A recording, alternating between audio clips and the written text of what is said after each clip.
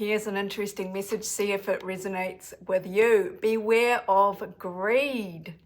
Now, this seems to be to do with something that you really, really want. You've got your heart set on something or someone, but you could derail this situation by wanting too much, being a bit too selfish, or not really giving the other person their due in some way.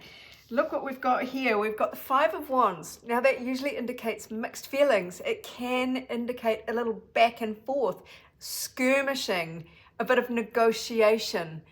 So it might be something that you want, somebody else also wants, and there is a competitive kind of situation. It's not violent, it's not aggressive.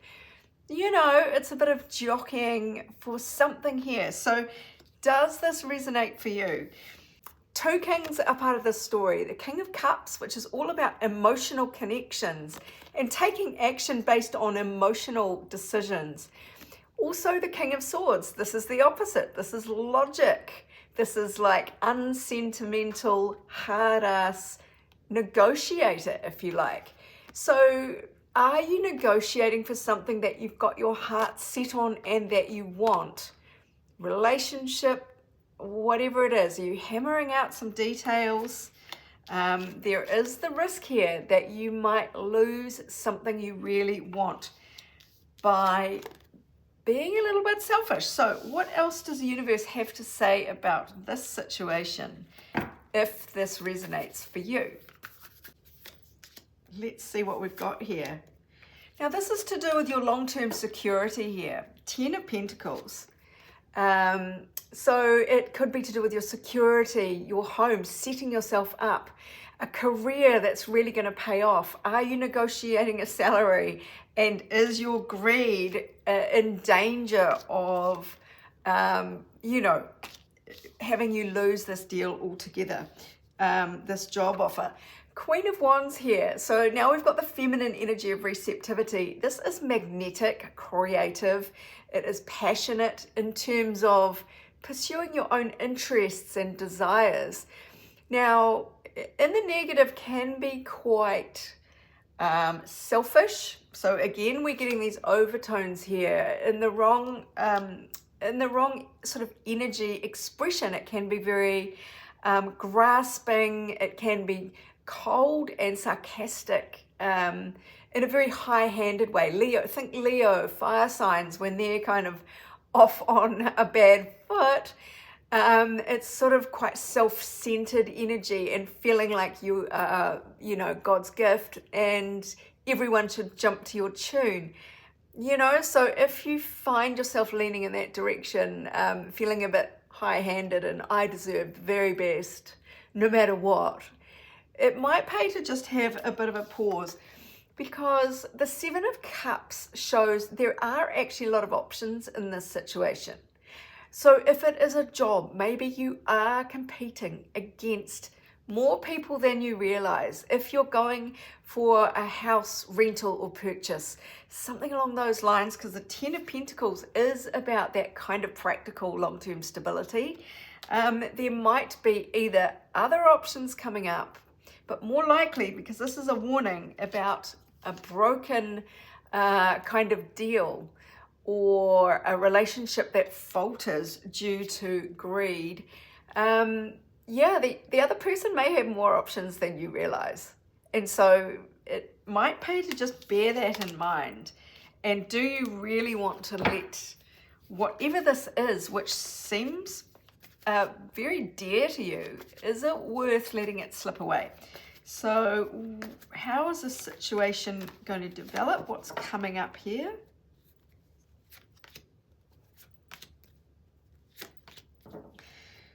So collaboration is the name of the game here, and this is consulting with other people to help you get a grip on where you're at. Get a second opinion. Get someone outside of you to advise you on these practicalities here, to make sure that you're not, you know, like off on a really weird personal tangent here.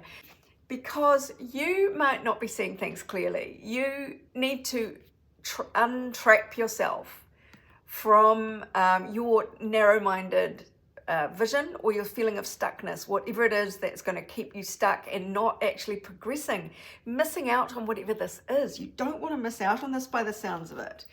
So it is about balancing things out, not looking for the one-sided kind of savage win. You know, the King of Cups wants this, but the King of Swords wants it all their own way. There is a middle ground where, you know, a win-win can be found, and I think this is what Temperance is saying in this circumstance. That's what it feels like. So let's get some advice on this. What? Come on. Well, we've got the Divine Mother. Now, this is feminine energy to the max. It is intuitive, but it's also nurturing. So it's lean into your heart space. There is abundance here, plenty. There is enough for everybody in this scenario. Fortune, wealth, plenty. So work from that abundant mindset, not the grasping, negative kind of mindset. This is going to unlock something new for you. This is real progress. Wings of light, becoming something new. It's fast transformation. This could change your life if you will let it. That's the vibe that I'm getting. All right, that was a lot more cards from that deck than I expected. Yeah, you are what you think. So this comes back to this abundant mindset. If you feel like you don't have enough, you want validation for your ego with a high salary, you don't feel like you've got enough to spend on whatever it is you want to spend, whatever the situation is, you know, if you are operating from a position of feeling powerless and really wanting to assert yourself to prove a point, you know, that's only going to perpetuate quite a negative vibe and a negative kind of timeline for you. So, you know, nothing will come of this situation, the void of course moon. So this is saying to me, things can actually go awry a little bit more easily than you expect. So keep a positive mindset, keep a win-win attitude. That really does seem to be the overriding message here.